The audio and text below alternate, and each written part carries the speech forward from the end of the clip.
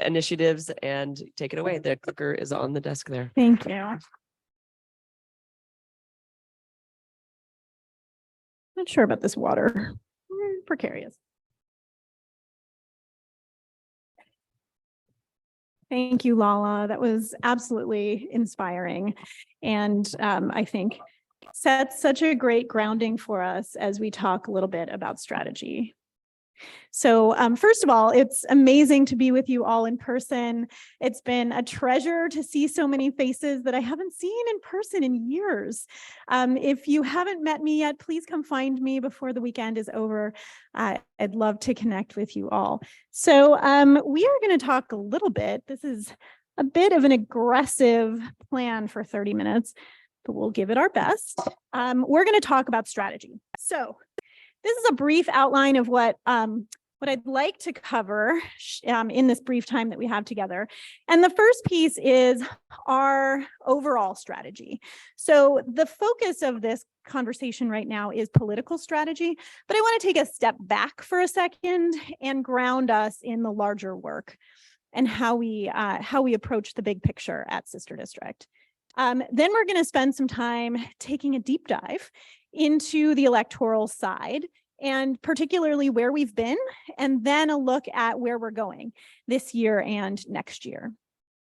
So I think we all know, I think after Lala's talk just now, I think we have a good sense and a good grounding of why we're doing this, what our mission is. It's to build permanent, progressive power in our state legislatures.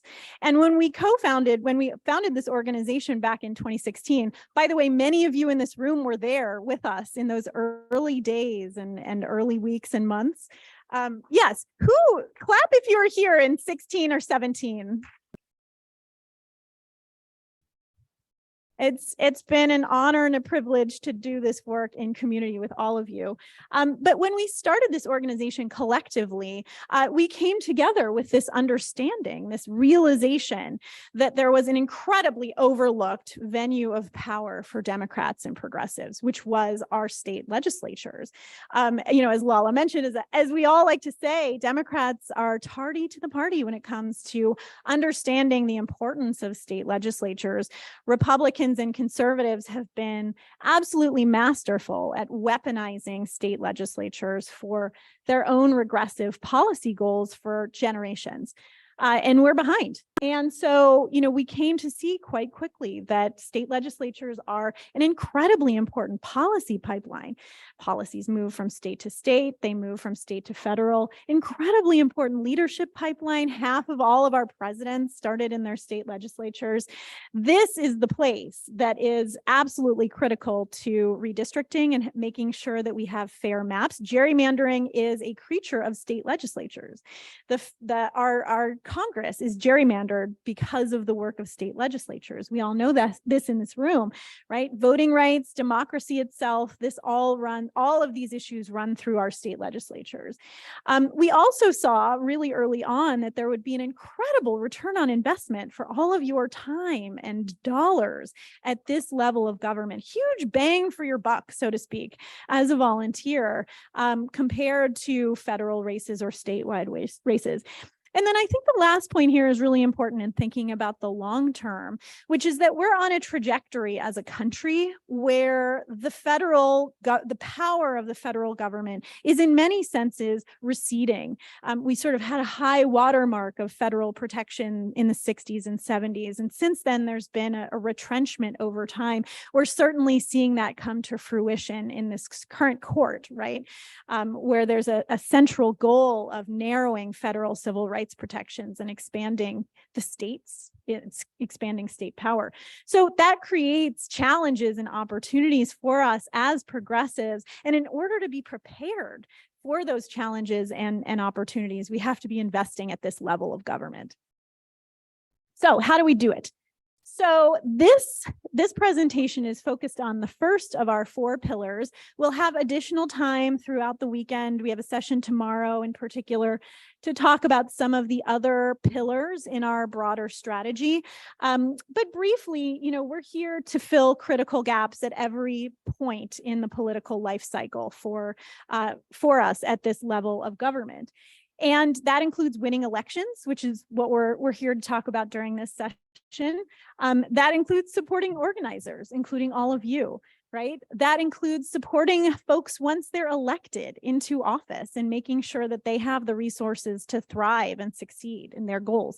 And then that means educating and empowering the public so that folks understand the importance of state legislatures and increase the visibility and salience of these issues and these leaders for all of us.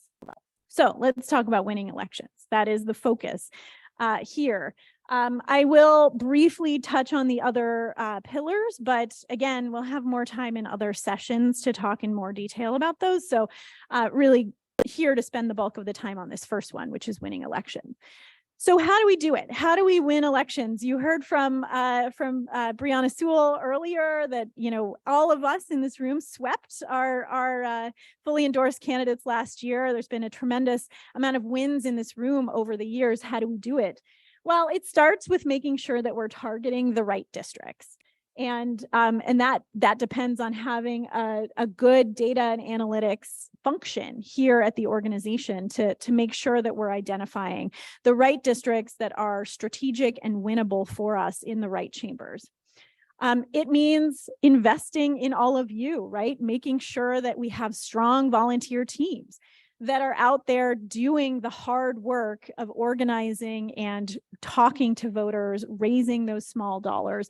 And I'll just say, this is hard side work. And when we say hard side, that means indirect coordination with candidates, which is really unusual for a political organization. Most organizations that have volunteers don't do it this way, but it provides a tremendous benefit to candidates to be able to have that coordinated work coming in from grassroots volunteers.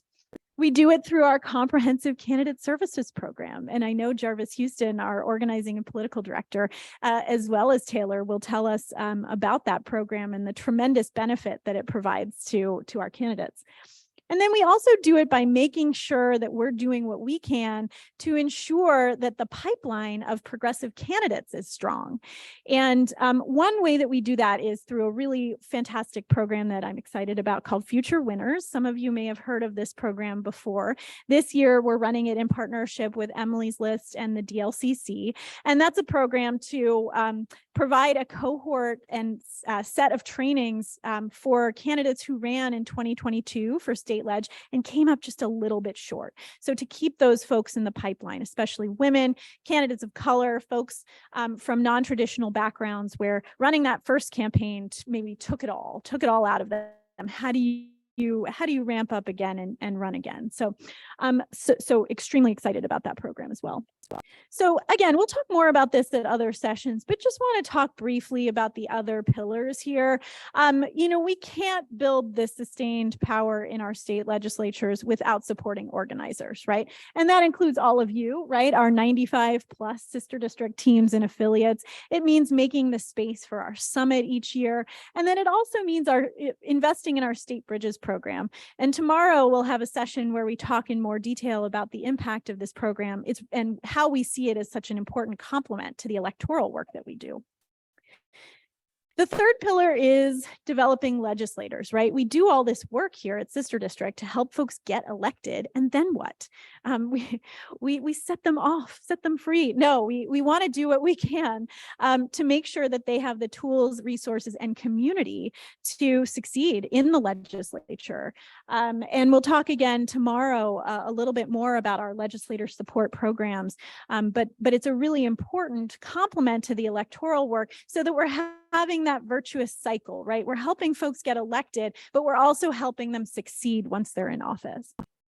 And then finally, this educate and empower pillar, really, really important. As we all know, state legislatures have certainly grown in prominence in the public's consciousness over the past few years, but they still remain, there's really a gap in the public's imagination, particularly the progressive imagination, about the power and promise of states. And so, we're really invested, and will be investing this year and next year in telling the story of how important states are, state leaders, state policies, and really helping folks understand why this is such a critical level of government. So, we'll be talking again tomorrow about some of our narrative change work and some really exciting partnerships that we have to bring that work forward. All right, so let's talk about political strategy. So, there are 7,000 plus state legislative seats in this country. How can we ever go from that down to, 36, 38 endorsements in 2022? The broad political strategy is always the same, and it appears on this slide, although in any given year, the chambers and the seats and all the rest will depend on contextual factors that change each year. So in general, we look at our political strategy and the races that we endorse as a portfolio. We want to have some candidates and districts that fit within these three types of chambers. So we're looking for blue flips, which are chambers where we think Democrats have the opportunity to compete for a majority in any given year. We're looking for blue holds, which are chambers where Democrats have a fragile majority, where we have to hold on to it and expand it. Otherwise, we're 2 steps forward, 1 step back. And then the third category is the blue inroads. These are chambers or no chamber left behind, if you will, where we don't have a one cycle solution to flipping, but we need to put a stake in the ground. We need to take a long-term vision and understand what a progressive state can look like in a certain, in the future. And so these are chambers where we have to position ourselves for that success in the future by investing now. So as I said, in any given year, that mix will change, right? It'll depend on the schedule of state legislative elections, right? We're in an odd year this year, so only a few states hold their regular legislative elections this year. The shifting composition of chambers, right? Coming out of 2022, we'll talk about that in a second. We have a lot more defense, blue holds than we did just a few years ago. And then broader electoral opportunities. We're always looking for nested opportunities. When we talk about the map this year, next year, you'll see that we're really focused on presidential battlegrounds, states where there's competitive Senate races, all the rest. And that goes into the calculus of where we endorse. So quick trip down memory lane. I'm not going to read all of this slide, but wanted to just remind us of the incredible gains that we have made collectively in this room since 2017, since our first cycle. And these are sister district wins, right? And I think that it's just, it's incredibly important to remember that while it feels long and we are in it for the long term, there are wins along the way. There are incredible wins, and everyone in this room has been a part of them. 2021 is here at the end, where also an incredibly important reminder to us about the blue holds category, right?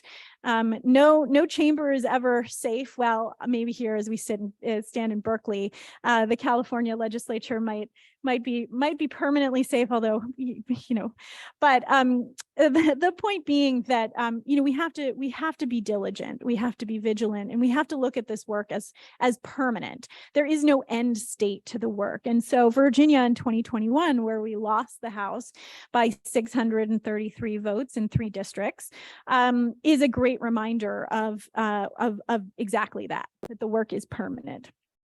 I wanted to take a second to talk about 2022.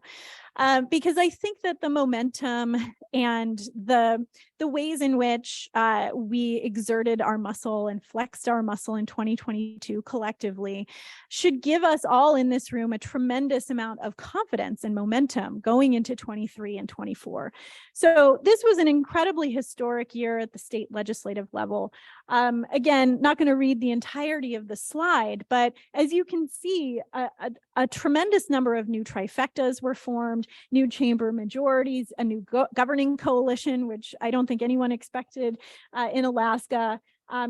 Held on to and expanded into supermajority a number of state legislative chambers and protected the veto, although we did fall into superminority in both the Wisconsin and North Carolina Senates. There are Democratic governors in both of those states, and we were able to sustain the governor's veto by not falling into superminority in the House in both Wisconsin, or the Assembly in Wisconsin, and the House in North Carolina. So these are incredible historic wins. Just how historic? Here's a slide that I think demonstrates how historic the 2022 midterms were for state legislative candidates. We did it. Tomorrow we'll talk about some of our research at Sister District, but we did an extensive study looking at midterm performance for the president's party at the state legislative level. And what we found was that the president's party usually loses about 10% of state legislative seats in battleground chambers in the midterms. And, as you can see here, the last bullet point here is that the GOP only gained 25 seats. That's net in 2022. So that's far less, right? I mean, we lost far fewer seats than would be typical. There were really historic headwinds heading into 2022 against us, right? And I think Lala mentioned this before. The outcomes were just incredible. The first midterm in almost 100 years where the president's party did not lose a single state legislative chamber. And I include these state leg shifts. These are net, not gross, just as points of comparison to see how different 2022 was than these other midterm years. You can see that the swings for the president's party are usually in the hundreds and hundreds. So, this year, 2022, was a very small pickup for the Republicans, which was absolutely historic and a testament to a lot of hard work that went in as a coalition that we're all part of last year. One other slide that I think really drives this point home as well. I love these small margins. I think it helps us all feel the weight of the work that we do, making those calls, talking to the voters. Because, it's easy to say every vote counts, but this slide shows that every vote actually does count.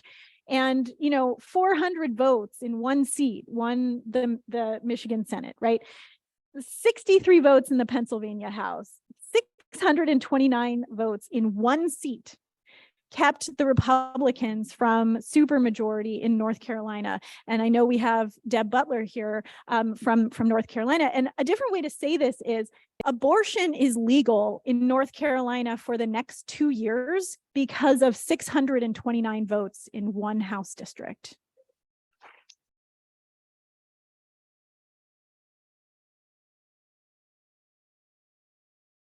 So tremendous, just tiny margins separate us from the brink sometimes, but also bring us to success. So incredibly important, I think, for all of us to remember when we're making that one last pass through, one last packet, this is what's on the line. So let's talk about 2023 for a second. This, of course, is an odd year. Very few states are holding state legislative elections. But, an incredibly important year for us. We often use the odd years to experiment, try things out that we can scale up in the coming even year. It is, of course, an important year for rebuilding, for going deeper with our teams and all the rest.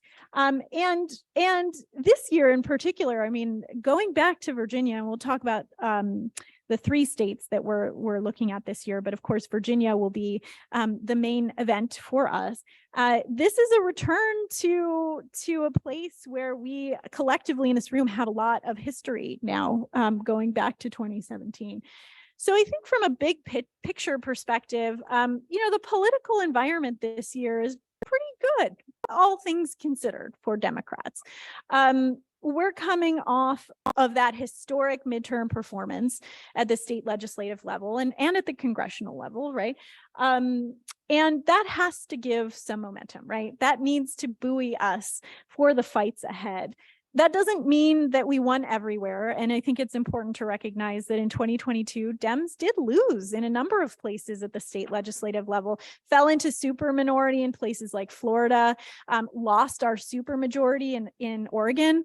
But overall, it was a historic performance for Democrats. That's not to say that that level of enthusiasm is going to be permanent or anything else.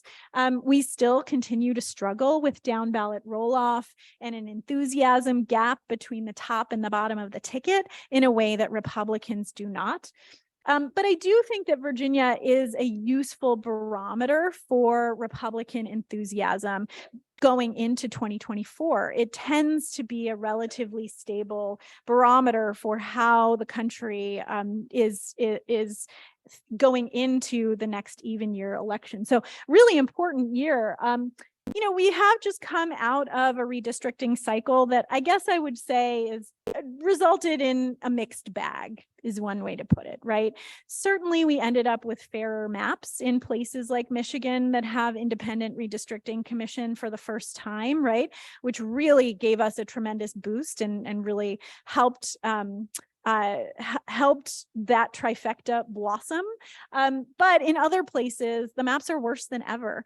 And, I know we have some folks from Wisconsin in the room who can attest that, these maps in Wisconsin are actually worse than the last round of maps.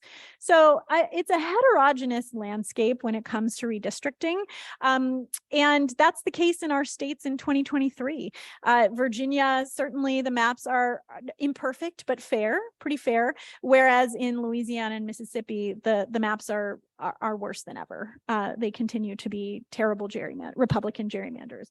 But nonetheless, at least looking to 2021 and what happened there, I think this is a better political environment for Democrats than 2021 was in Virginia.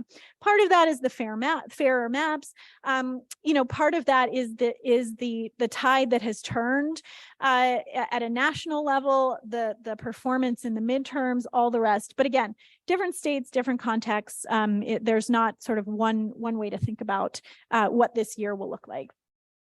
In terms of the map, this is an odd year, so not too many states hold their general elections for state legislature this year, but certainly Virginia is at the top of our list, and I know top of mind for everyone in this room. We are looking to go back and flip the House blue and expand that Democratic majority in the Senate.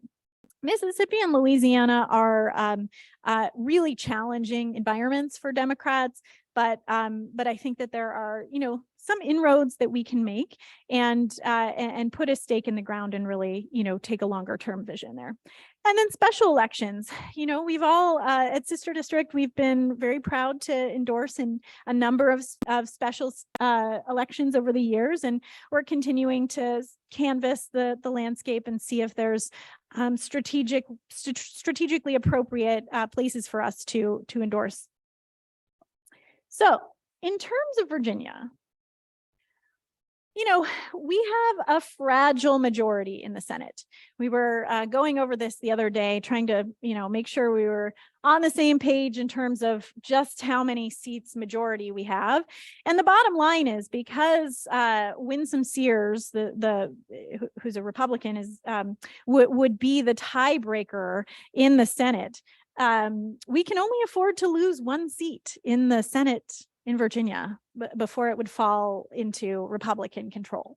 So that's a really, really fragile majority, which we have to hold this year and expand. In the House, we need 3 seats to flip, and I think totally doable. We see here, we lost the House in 21 by really a handful of votes in just a few key districts. And so, that's sort of the big picture plan in Virginia, is to defend that very fragile Senate majority, expand that, and then flip the House blue again. There are no gubernatorial or statewide elections this year, which means that the top of the ballot will be the state Senate candidates, which creates, I think, that's fine. We will work with that as we have in prior years. As I mentioned, I think that the legislative maps are imperfect, but they're fair. They're fair. They are creating a number of retirements, open seats, a number of folks, both Democrats and Republicans, who are drawn in together into the same district, meaning that they will have to run in primaries against each other, including some of our sister district alums, which, that's just how the cookie crumbles. We'll have to see how those shake out, but they create opportunities. Anytime there's an open seat is an opportunity for us. Retirements create opportunities. I just saw yesterday, I think that Dick Saslaw, the Senate Majority Leader, has announced that he's retiring, not running again. Some of our own alums have made the decision not to run again, including Mike Mullen. So, there's some churn, and there always is after redistricting, in the first year after redistricting. But it creates opportunities for us. And I think that there's no doubt in my mind that we can hold the Senate and have a really good shot at flipping the House. Looking at 2022 in Virginia, we did lose a congressional seat. Democrats did lose a congressional seat. But in this early part of the year and late last year, there's been really good Democratic enthusiasm in special elections. You all might have been following Jennifer McClellan's run. Yes, congratulations to her. In CD4 and other special elections that have demonstrated strong Democratic turnout and good operations within the state. And I think that portends well for us this year. Just briefly want to touch on Mississippi and Louisiana. These are very difficult environments for Democrats. We are sadly in no position to flip any of these chambers anytime soon. The good news, I think, is that there in both states, there are gubernatorial elections. It's an open gubernatorial in Louisiana, where there's currently a Democratic governor, John Bel Edwards, who is termed out. We do have a Democratic candidate who is a statewide official, and so that, I think, portends decently for him in that run. But the biggest challenge is that because Republicans were able to draw the maps again in the legislature, they have further entrenched their gerrymanders in both states, and that that unfortunately means that there are quite limited opportunities for Democrats to make inroads. Similarly in Louisiana, right? So I should say in Mississippi, I would say a benefit for us is that the Republican governor, Tate Reeves, is not well liked and has been embroiled in a number of scandals, including a large and sprawling welfare scandal involving Brett Favre, and this giving Brett Favre millions of dollars of Mississippi welfare funds to, what's that? His daughter? Sure. Yeah. So the upshot is that that's not popular in Mississippi, and that behavior is not popular. And the Democrat who's running for governor is a statewide elected official with good name recognition, who I think is been able to capitalize on Tate Reeves's scandal-prone situation so far. I mean, I saw a poll just last week that showed Tate Reeves down. So but that could create some Democratic enthusiasm in Mississippi that could help at the state legislative level. Again, the maps are terrible. The maps are really, really bad, and the opportunities are limited. The infrastructure in both of these states is somewhat limited, but I think it's important for us as a national organization to recognize and to signal to the world, to our friends and peers and voters, that no state is left behind. There are no states that we're abandoning as a party or a movement. That's just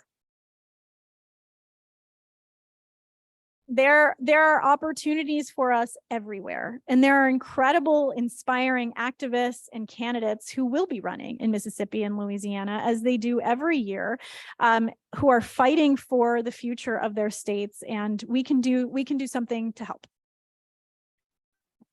So just briefly on 2024, although it's a bit far away, I think the map is pretty set in many respects. The literal maps are set in many respects in terms of the new legislative lines. And this isn't to say that this is exactly where we'll endorse or exactly how things will shake out at Sister District, but generally speaking, this is the general contours of the map for next year. I think that there's still a tremendous opportunity to flip the Arizona House and Senate. I put the Pennsylvania Senate there, but I'm actually not sure. It may end up in more of a blue inroads category. Although we're only down a small number of seats, the map is pretty bad for us in the Pennsylvania Senate, and I'm not sure that we can flip it. Blue holds, we have, a number of new chambers, and that's exciting. It's great that we have them, but we cannot let them be the Virginias of 2021, right? We have to make sure that we're continuing to invest and not backsliding. And then in terms of the blue inroads, I think that Wisconsin, Georgia, North Carolina will have gubernatorial election next year. Roy Cooper, who is a Democrat, is termed out next year. So that'll be an open gubernatorial. And we'll see what happens. But in general, the map, and as you'll see, these are all, I have this in the next slide. Yeah, these are all presidential battleground states. Many of them have competitive Senate races. Many, one of them will have a gubernatorial election. Again, thinking about how we prioritize, going from that 7,000 seats down to the more manageable size that we endorse. These are, some of the ways that we're thinking about it for 2024. We really want to make sure that we're investing in nested opportunities, right? Where turning out votes at the bottom of the ticket will reverberate all the way to the top in important states. At the district level, we're always looking for state legislative seats that are nested in competitive congressional races. Open seats are great. They really give us an opportunity to compete and get away from that incumbent advantage that Republicans often have. We will, as always, endorse some fragile incumbents, right? That's something that we always do at Sister District, because, again, if we don't, then it's 2 steps forward, 1 step back if and when we lose some of those incumbents. And then, of course, the last piece is always who runs. And we're pretty far from, knowing who will run in 2024 in a lot of places, but we're always looking for inspiring candidates who are reflective, building a reflective democracy, right? Folks who have the background and experiences of their communities, and folks who are ready to run really hard, put in the work, and do what it takes to win. So in terms of this year, where we are in the process, again, it's a matter of candidate recruitment and filing deadlines. In Mississippi, the filing deadline has passed already. So we know, unfortunately, Democrats did not field a lot of candidates for state legislative seats in Mississippi. That's a recruitment failure.